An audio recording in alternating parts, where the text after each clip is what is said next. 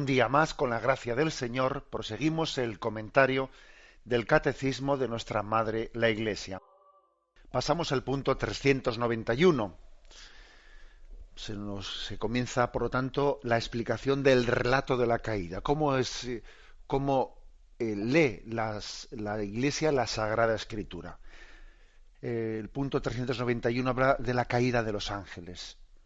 Tras la elección desobediente de nuestros primeros padres, se halla una voz seductora, opuesta a Dios, que por envidia les hace caer en la muerte.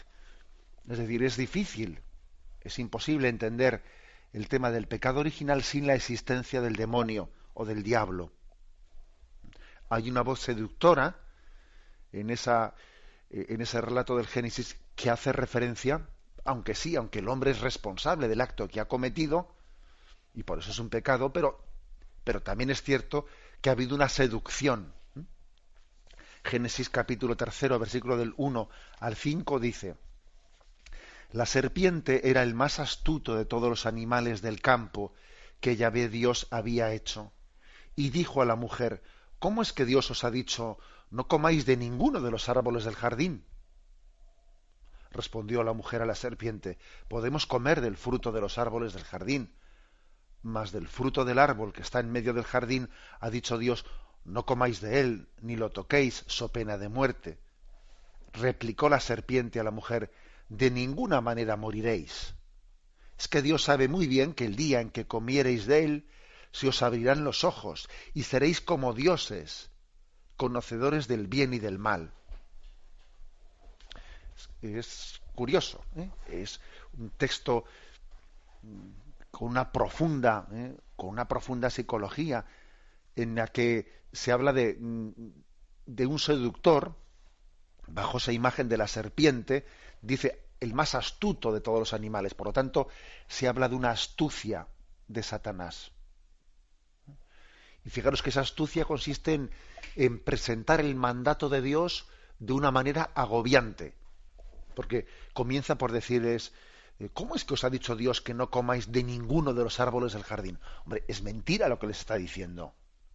Les ha dicho que pueden comer de todos menos de uno. Pero claro, él ya presenta la cosa de una manera... ¿Cómo es que os ha dicho que no podéis comer de ninguno?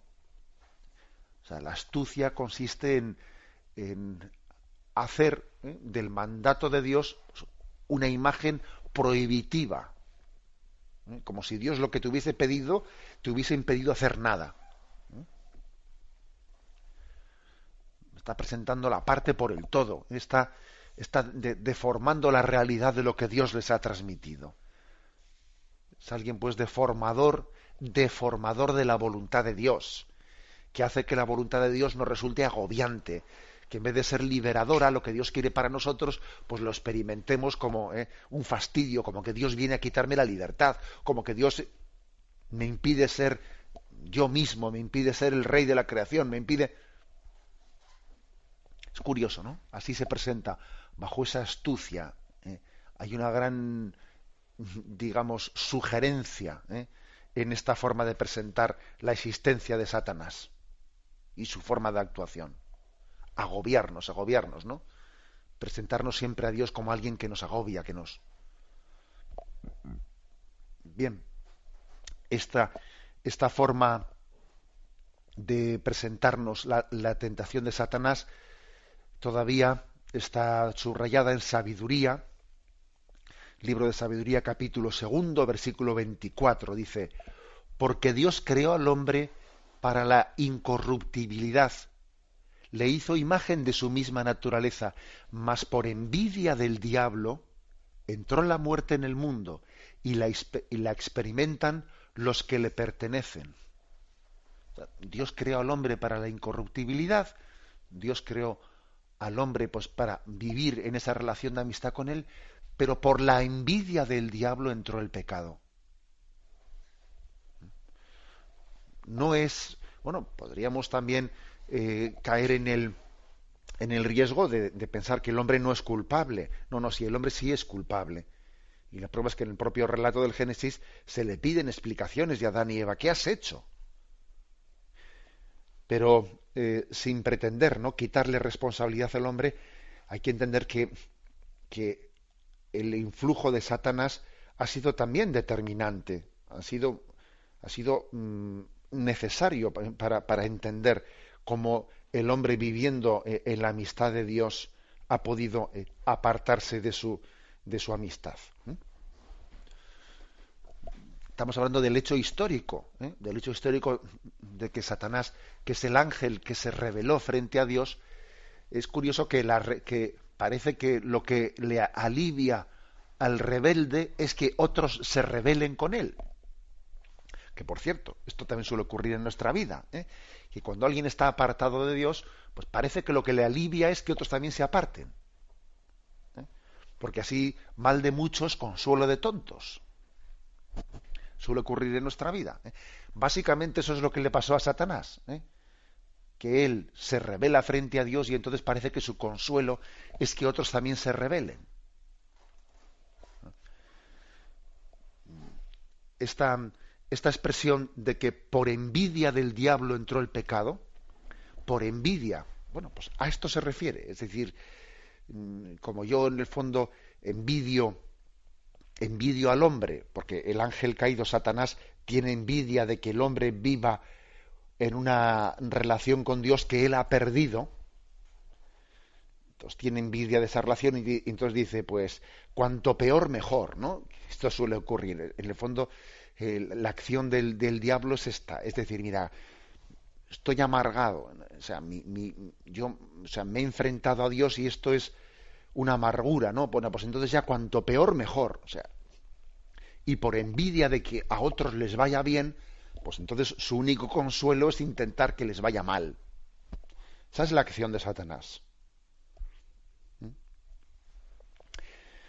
Es una acción diabólica, pero también es bueno que nosotros veamos que a veces los hombres podemos ser tentados de esa acción diabólica. Podemos ser tentados de ella cuando, como digo, el alivio que se nos presenta, pues es decir, bueno, pues mira, mal de muchos, consuelo de tontos. Bien, la presentación de lo que es la caída se nos refiere aquí. Dice, la Escritura y la tradición de la Iglesia ven en este ser un ángel caído, llamado Satanás o Diablo. Se nos refieren dos textos. Juan 8:44.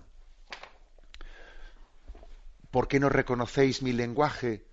Porque no podéis escuchar mi palabra. Vosotros sois de vuestro padre el diablo, y queréis cumplir los deseos de vuestro padre.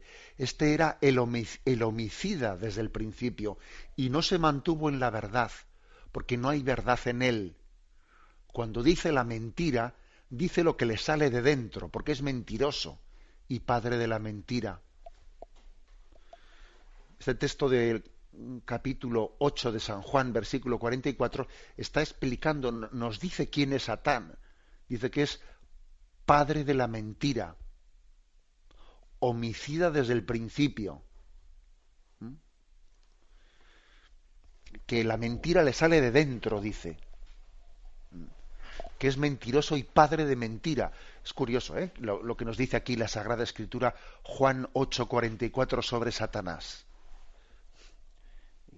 Y habla de este ángel caído que, rebelado frente a Dios, pues negando la verdad de Dios, pretende, ¿no?, tener ese influjo dañino en nosotros.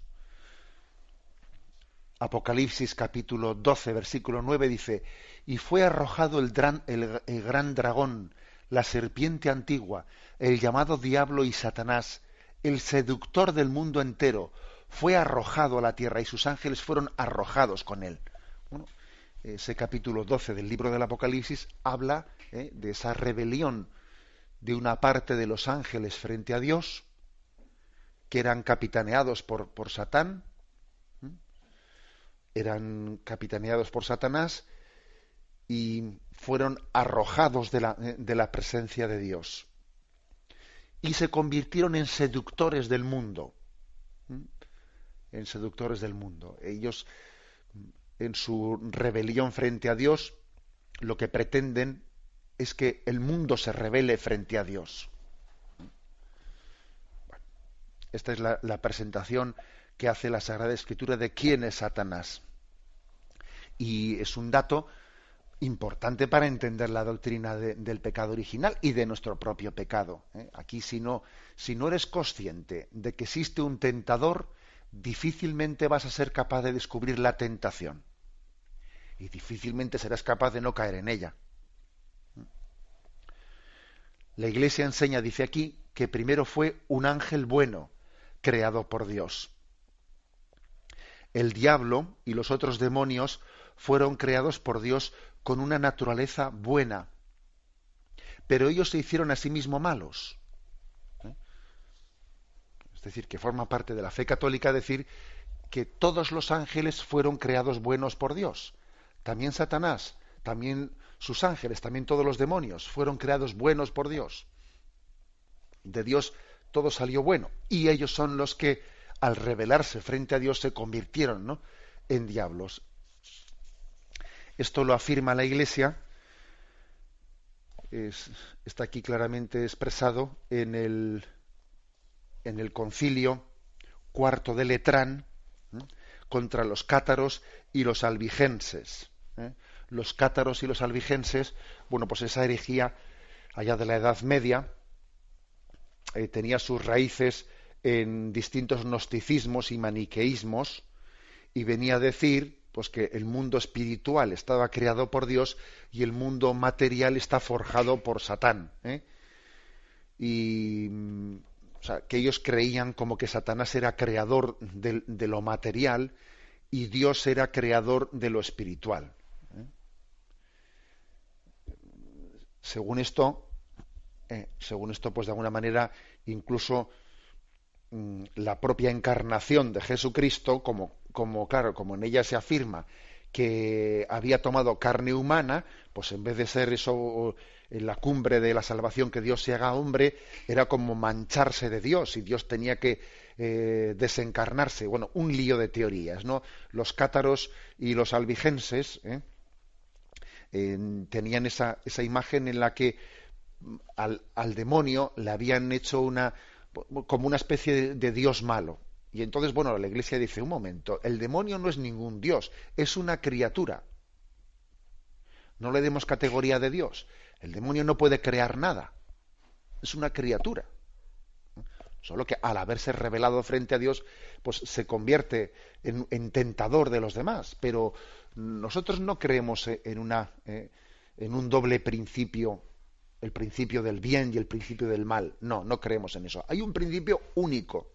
Dios es autor de todo lo creado, y todo salió bueno de su mano.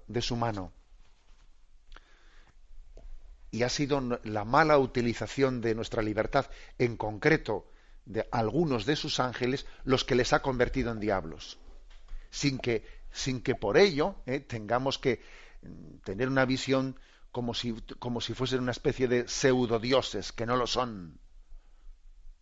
Son criaturas, y aun siendo muy poderosas, no tenemos que temer frente a ellas, estando unidos a la gracia y a la potencia de Cristo en nuestra vida. Bueno, me despido como tenemos costumbre con la bendición de Dios Todopoderoso. Padre, Hijo y Espíritu Santo descienda sobre vosotros. Alabado sea Jesucristo.